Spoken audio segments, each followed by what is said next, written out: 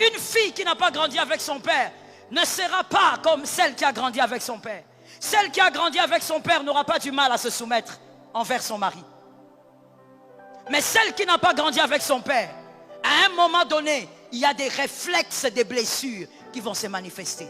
Il y a des sauts d'humeur que le mari ne comprendra pas. Vous êtes allé au lit, vous avez dormi calmement. Mais le matin, elle est nerveuse. Le matin, elle veut parler à personne. Le matin, elle n'a pas envie de te saluer.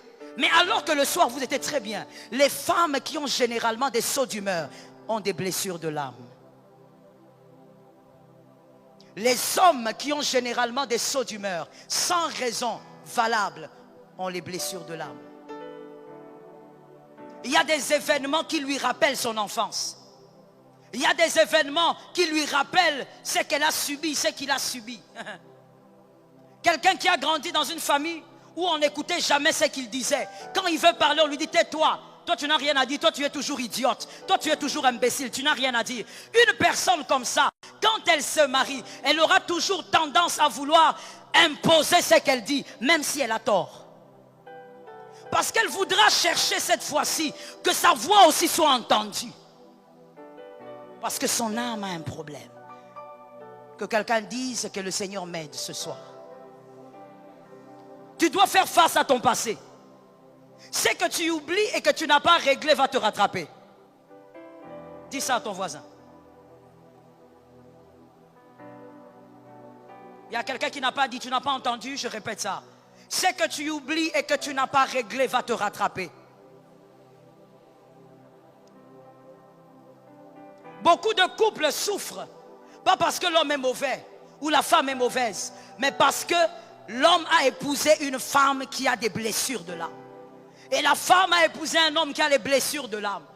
Ils essayent de régler les problèmes, mais il y a des problèmes qui ne partent pas. Il y a toujours les mêmes attitudes qui dérangent dans la maison. Que l'Éternel nous fasse grâce. Affronte ton passé. Tu dois l'affronter parce que tes enfants doivent être épargnés. Je suis d'accord avec toi. Tes enfants doivent être épargnés. Tes enfants doivent avoir un autre cœur. Tes enfants doivent vivre dans la vérité, dans la pureté.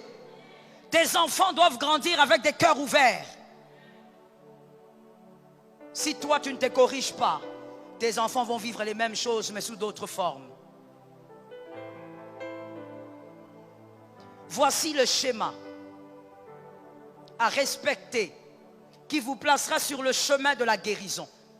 Vous serez seulement sur le chemin, ça ne sera pas encore la guérison. Mais vous serez au moins sur le chemin de la guérison. Écrivez. La première chose que celui qui est blessé doit faire ou comprendre, il doit avoir l'humilité de reconnaître qu'il est malade. Il doit avoir l'humilité de reconnaître qu'il est malade. Soulignez bien l'humilité. Jonas 1,12. Jonas 1,12. Apprendre à s'indexer est le commencement de l'humilité. Quand vous apprenez à vous indexer, pas indexer l'autre, mais vous-même. Vous regardez votre foyer, vous regardez votre vie, vous dites non, ça ce n'est pas la faute de mon mari, ça ce n'est pas la faute de ma femme, ça c'est ma faute. Lorsque quelqu'un commence à s'indexer face au problème, il est sur le chemin de l'humilité.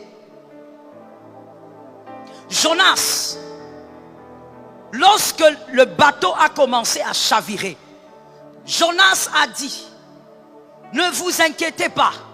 Le problème, ce n'est pas le bateau. Le problème, ce ne sont pas les vagues. Le problème, ce n'est même pas le pilote ou le capitaine. Le problème, c'est moi.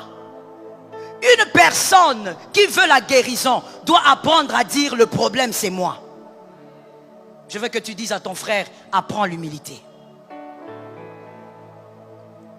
Lorsque quelqu'un dans le foyer, quelqu'un qui est blessé au niveau de son âme, réalise que le problème, c'est lui, c'est le début de la guérison.